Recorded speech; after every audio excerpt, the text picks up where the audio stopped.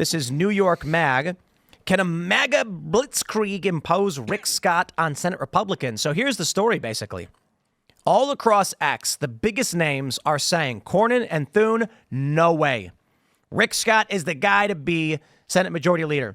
And here's the reality. Most people are like, who, and who? Me. I don't know or care about any of these people. So let's break it down in a simple way.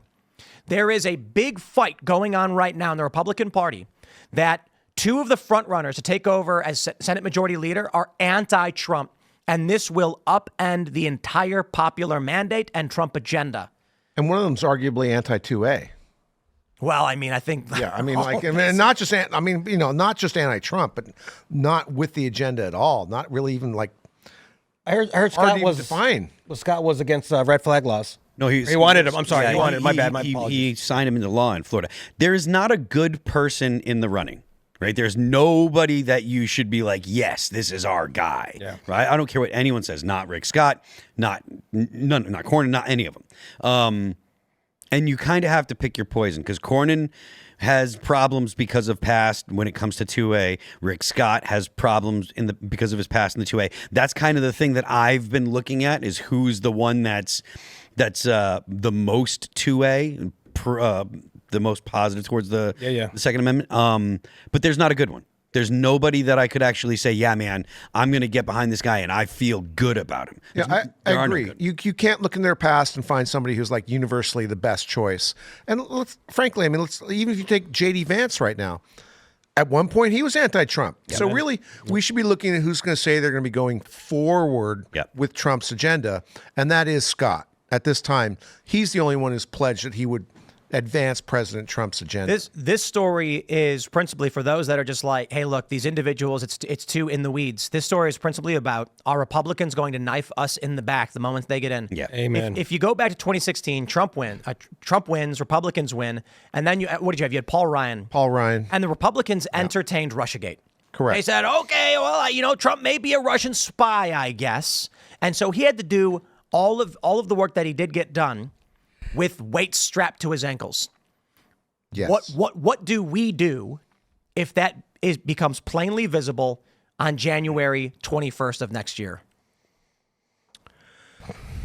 What does the brick suit do if all of your hard-fought work, and it turns out that you got a bunch of rhinos blocking Trump? Well, I think you just embrace the executive action, and just Trump is going to have to do everything he wants from the executive office with a pen.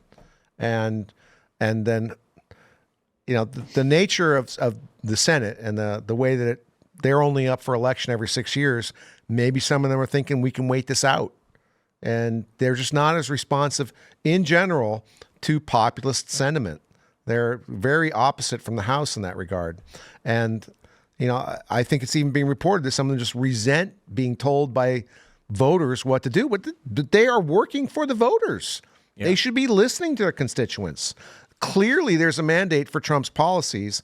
We want someone to be the majority leader who's going to let those policies go through. And there's another thing, too, of recess appointments is an issue, which is when the Senate is held to be in recess so that Trump can appoint people to the positions without extensive Senate confirmation. Now, that Senate confirmation still has to happen.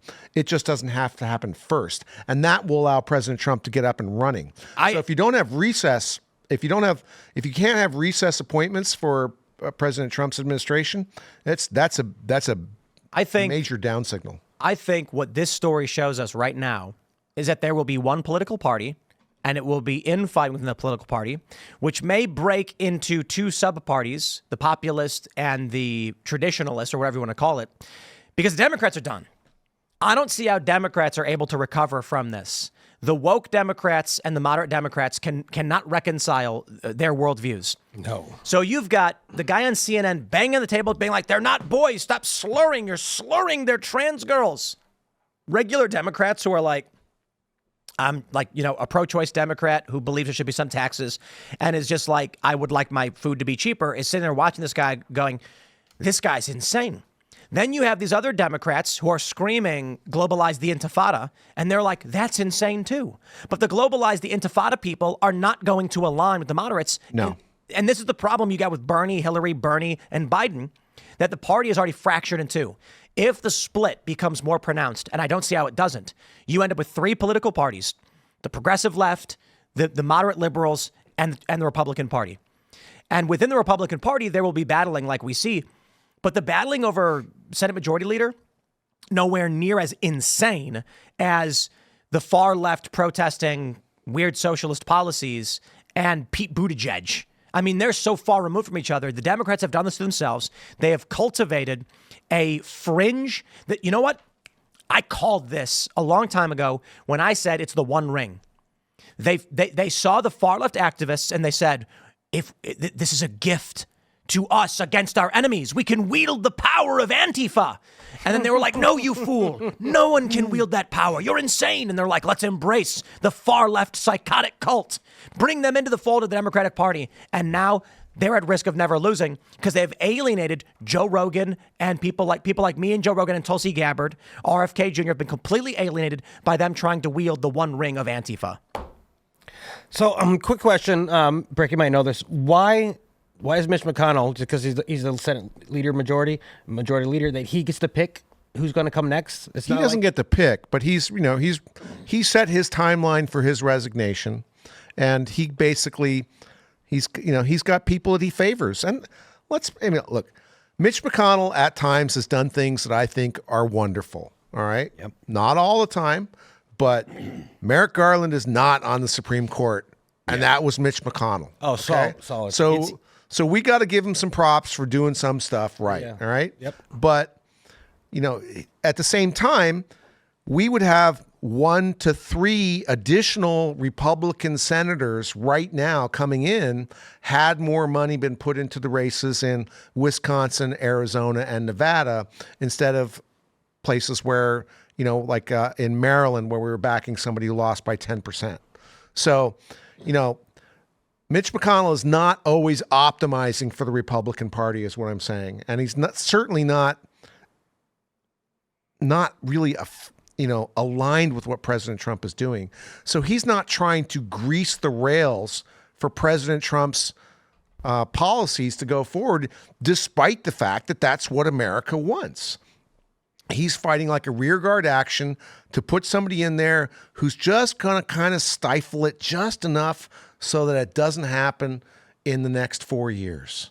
That's, I think, what his goal is. So the fear I have is that there's going to be, if these Republicans who come in these moderate areas do not stand up for the popular mandate, I think they're going to get sacrificed by the Republican Party. The Republican Party is going to say, we don't care if we lose the House in 2 years. We are going to do what we want, not what the people want.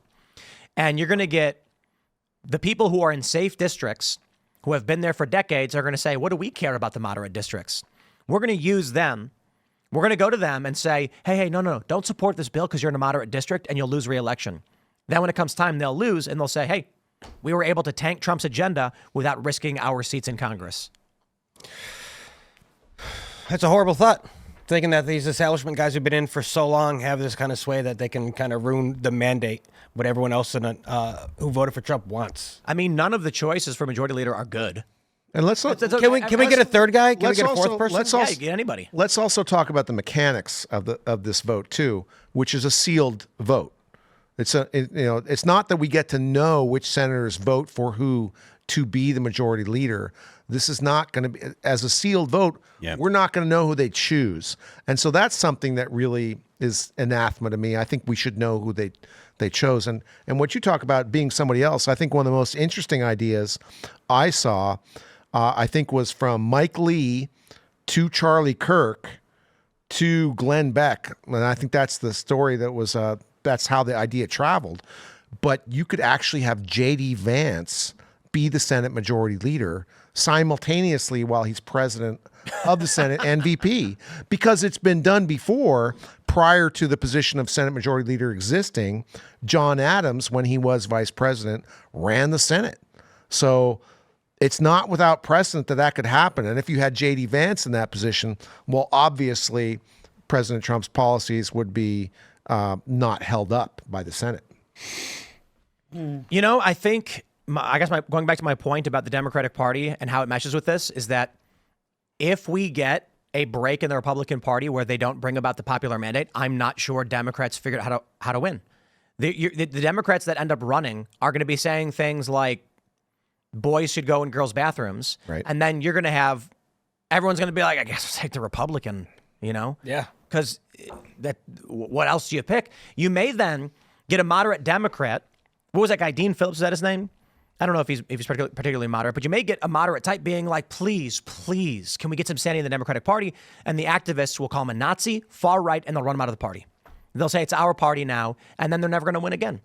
So I'm kind of wondering if we end up with we were concerned about Democrat one-party control, but now we're going to end up with Republican one-party control by people who are terrified of what the Democrats have turned into. I think we should, honestly, let's wait and see what happens Wednesday. I think people should continue to contact their senators and respectfully support, convey to your senator, if you have a Republican senator, which unfortunately I don't because I'm from California, but convey to your senators that you support Scott for Senate Majority Leader. And like I said, you've got to do it respectfully. You can't do it in a way that's going to be...